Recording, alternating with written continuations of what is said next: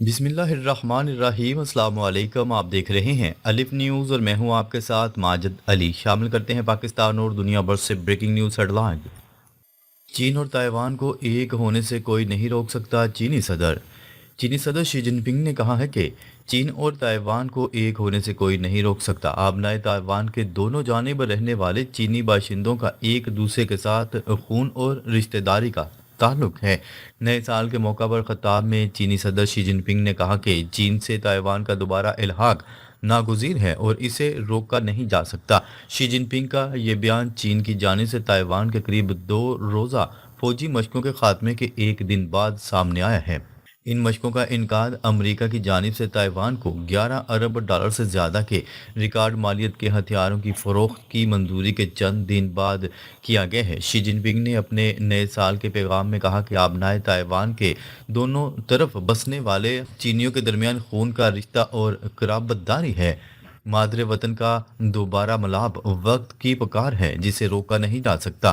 چینی صدر کا کہنا تھا کہ چین ہمیشہ تاریخ کی درست سمت پر کھڑا رہا ہے اور عالمی امن و ترقی کو آگے بڑھانے اور انسانیت کے مشترکہ مستقبل کے لیے تمام ممالک کے ساتھ مل کر کام کرنے کے لیے تیار ہے۔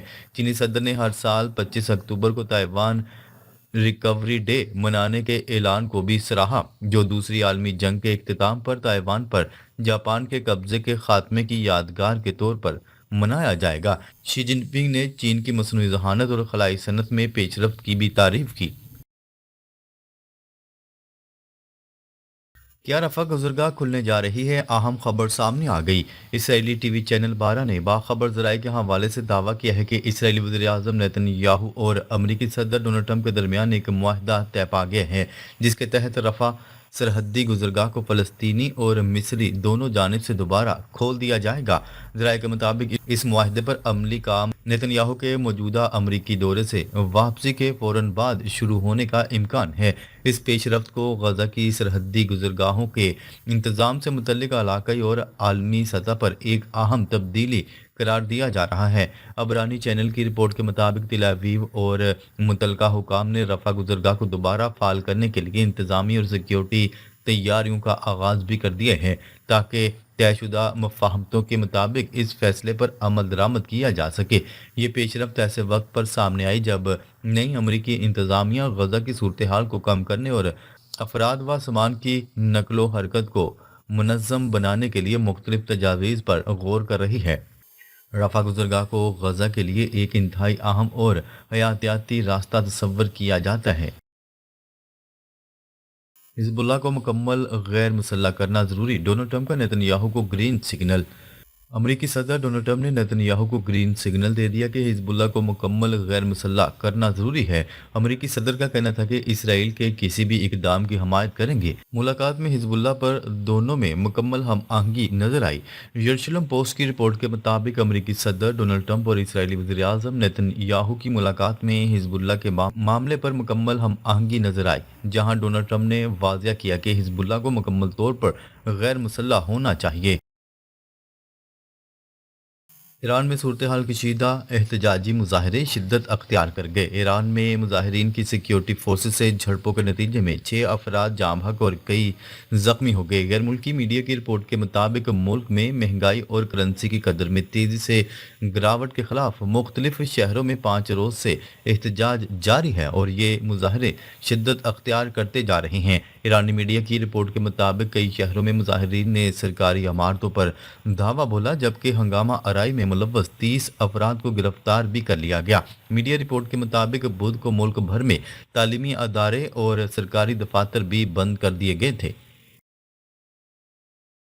ترکیہ استنبول میں ہزاروں افراد کی غزہ کے لیے ریلی۔ ترکی کے شہر استنبول میں نئے سال کے پہلے دن غزہ کے لیے منعقدہ ایک ریلی میں ہزاروں افراد نے شرکت کی۔ فرانسیسی خبرساں ادارے AFP کی رپورٹ کے مطابق مظاہرین نے فلسطینی اور ترک جھنڈے لہرائے اور جنگ سے تباہ حال غزہ کی پٹی میں تشدد کے خاتمے کا مطالبہ کیا۔ جمعرات کو مظاہرین سخت سردی اور صاف نیلے آسمان کے نیچے جمع ہوئے اور ہم خاموش نہیں رہیں گے اور ہم فلسطین کو نہیں بھولیں بدلیں گے کے نعروں کے تحت شہر کے گلاٹا پل کی جانب مارچ کیا۔ ریلی میں 400 سے زائد سول سوسائٹی تنظیموں نے شرکت کی، جن میں سے ایک کے منتظم ترک صدر رجب طیب اردوان کے سب سے چھوٹے بیٹے تھے۔ پولیس ذرائع اور سرکاری خبرسا ایجنسی کی رپورٹ کے مطابق مارچ میں تقریباً 5 لاکھ افراد نے شرکت کی، جہاں تقاریر ہوئیں اور شرکا نے اسرائیل کے خلاف پلے کارڈ اٹھا رکھے تھے۔ امریکہ سے مذاکرات کے لیے تیار ہیں، وینزویلا نے گھٹنے ٹیک دیے۔ وینزویلا کے صدر نکولس مدورو نے کہا ہے کہ ان کا ملک امریکہ کے ساتھ بات چیت اور تعاون کے لیے تیار ہے، تاہم انہوں نے حالیہ مبینہ امریکی حملے سے متعلق سوال پر براہ راست جواب دینے سے گریز کیا۔ اے ایف پی کی رپورٹ کے مطابق یہ بیان ایسے وقت پر سامنے آیا جب وینزویلا کو گزشتہ چند ہفتوں سے امریکی فوجی دباؤ کا سامنا ہے۔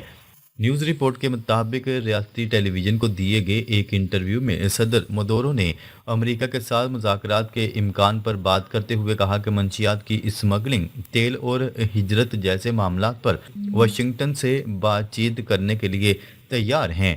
صدر مدورو نے امریکی صدر ڈونلڈ ٹرمپ کے اس دعوے کی نہ تو تصدیق کی اور نہ ہی تردید کی کہ جس میں کہا گیا تھا کہ امریکہ نے وینزویلا میں منشیات بردار کشتیوں کے لیے استعمال ہونے والی ایک ڈاکنگ سہولت کو نشانہ بنایا ہے۔ اس حوالے سے سوال پر مدورو کا کہنا تھا کہ یہ ایسا معاملہ ہو سکتا ہے جس پر ہم چند دن بعد بات کریں گے۔ اگر تصدیق ہو جاتی ہے تو یہ کارروائی لاطینی امریکہ سے منشیات کی اسمگلنگ کے خلاف امریکی مہم کے دوران پہلا زمینی حملہ تصور کی جائے گی۔ امریکی صدر ڈونلڈ ٹرمپ نے پیر کے روز کہا تھا کہ امریکہ نے وینزویلا میں مبینہ منشیات بردار کشتیوں کے لیے استعمال ہونے والی ایک ساحلی ڈاک کو تباہ کر دیا ہے۔ ڈونلڈ ٹرمپ نے یہ واضح نہیں کیا کہ یہ کارروائی فوج نے انجام دی یا سی آئی اے نے، اور نہ ہی حملے کے مقام کی تفصیل بتائی گئی۔ ٹرمپ کا نیشنل گارڈ سے متعلق بڑا فیصلہ۔ امریکی صدر ڈونلڈ ٹرمپ نے شکاگو، لاس اینجلس اور پورٹلینڈ سے نیشنل گارڈ کو واپس بلانے کا فیصلہ کر لیا۔ غیر ملکی خبرساں ادارے کی رپورٹ کے مطابق امریکی صدر ڈونلڈ ٹرمپ نے کہا کہ نیشنل گارڈ کی تعیناتی سے ان شہروں میں جرائم میں واضح کمی آئی۔ جرائم دوبارہ بڑھے تو ان شہروں میں وفاقی فورسز کو دوبارہ تعینات کر دیا جائے گا۔ امریکی صدر نے خبردار کیا کہ فورسز کی واپسی پہلے سے زیادہ سخت اور مضبوط شکل میں ہو سکتی ہے۔ اس سے قبل امریکہ کی سپریم کورٹ نے صدر ڈونلڈ ٹرمپ کی شکاگو میں نیشنل گارڈ تعیناتی کی درخواست مسترد کر دی تھی۔ یہ فیصلہ ایسے وقت میں آیا جب ریپبلکن صدر ملک کے اندرونی معاملات کے لیے فوج کے استعمال کو ڈیموکریٹس کی زیر قیادت مختلف ریاستوں اور علاقوں میں بتدریج بڑھا رہے تھے۔ ناقدین کی جانب سے اس پالیسی کو مخالفین کو سزا دینے اور اختلاف رائے کو دبانے کی کوشش قرار دیا گیا تھا۔ طالبان کی انتہا پسندی سوچ، کئی ممالک نے افغانستان سے سفارتی تعلقات معطل کر دیے۔ برطانیہ، ترکیہ اور ناروے کے بعد جاپان نے بھی افغان سفارت خانہ بند کرنے کا اعلان کر دیا۔ افغان جریدے کابل ٹائمز کی رپورٹ کے مطابق جاپان میں افغان سفارت خانہ 31 جنوری 2026 سے بند ہو جائے گا۔ کابل ٹائمز کی رپورٹ کے مطابق سفارت خانے میں تمام سیاسی و اقتصادی سرگرمیاں معطل کر دی جائیں گی۔ بیرون ملک افغان شہریوں کو سفارتی بندش کے باعث سنگین قانونی مسائل کا خدشہ ہے۔